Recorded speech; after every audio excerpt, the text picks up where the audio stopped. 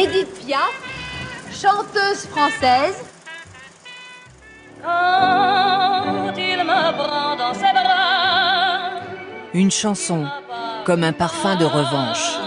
je vois la vie en rose.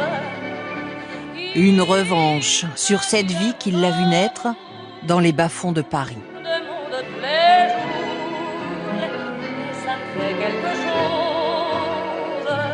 En 1954, c'est toute la France qui vibre avec elle, à l'unisson. Alors je sens en moi mon cœur qui bat.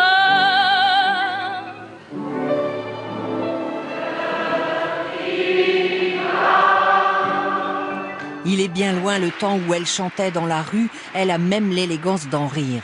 Dans la rue, je chantais quand je voulais, vous Oui, comprenez? c'est ça, avec le soleil. Avec le soleil et puis les Et agents. puis alors, je choisissais mes rues, vous comprenez? Il y avait des rues qui me plaisaient pas, par exemple. Ben, je chantais pas dedans. Ah bon? C'est nous les mômes de la cloche. La rue, elle y donne de la voix dès qu'elle a 12 ans. Elle y accompagne son père contorsionniste, Louis, on disait le père Gassion. La mère, elle, l'a abandonnée depuis longtemps. Oui, Édith Gassion, c'est une môme de la cloche de la misère. Mal soignée, mal aimée. À 20 ans, un certain Louis Leplay la sort de la rue, en fait une artiste de cabaret, et lui donne un petit nom.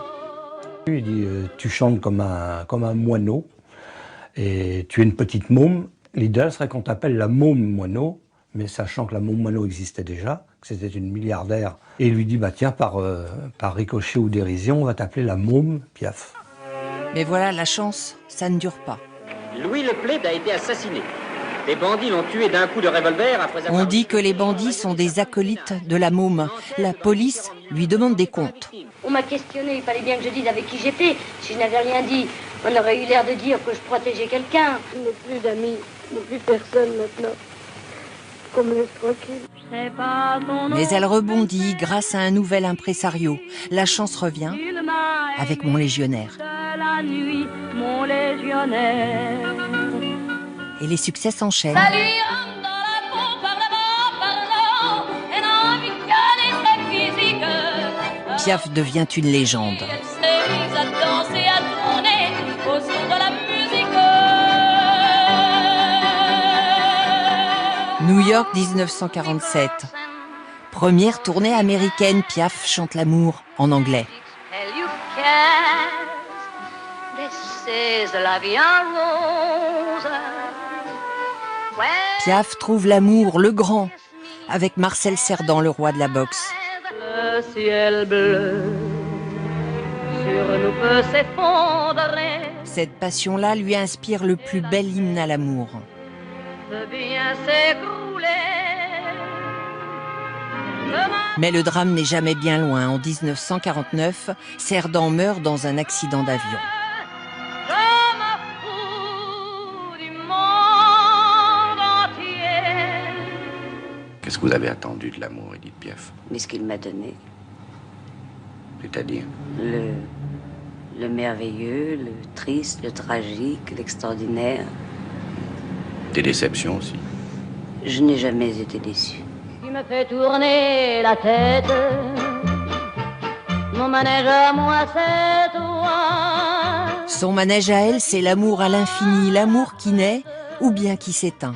Quand tu me tiens. Il y eut des acteurs, Yves Montand, Félix Marten, des moins connus, un certain Monsieur Jacques Pils, ou des chanteurs comme Moustaki. Elle chante pour eux ou grâce à eux. Venez dans mon royaume. Il fallait qu'elle ait un amour dans sa vie. Quand elle quittait un homme, il lui en fallait tout de suite un autre, parce qu'elle ne vivait que pour ça. Et elle ne chantait que quand elle était malheureuse ou quand elle était heureuse en amour. Elle chantait d'une façon extraordinaire. Emportés par la foule qui nous traîne, nous entraîne, nous éloigne l'un de l'autre, je lutte et je me débat. Édith Piaf chante comme on tient un pari avec Dieu, comme on joue à la roulette russe. Elle est malade en 1958, mais elle chante jusqu'à l'épuisement. Si vous étiez obligé d'arrêter de chanter, qu'est-ce qui se passerait? Oh, je vais dire un mot très horrible, mais je crois que je me suiciderai. Mon mon Dieu, laissez-le-moi encore un peu, mon amoureux. Un dernier amour la fait renaître. Théo Sarapo a 27 ans, elle en a 47, peu importe. Elle l'aime, elle le fait chanter. Moi j'ai entendu dire que l'amour fait souffrir, que l'amour fait pleurer. À quoi ça sert d'aimer? Cette femme l'adorait et elle le laissait être lui-même. Elle l'apprenait à être lui-même. 1963, Edith s'éteint, non sans avoir chanté auparavant. Non, rien de rien. Non, je ne regrette rien. Sa chanson préférée, Si le bien comme une profession de foi. qu'on m'a fait, ni le mal, tout ça m'est bien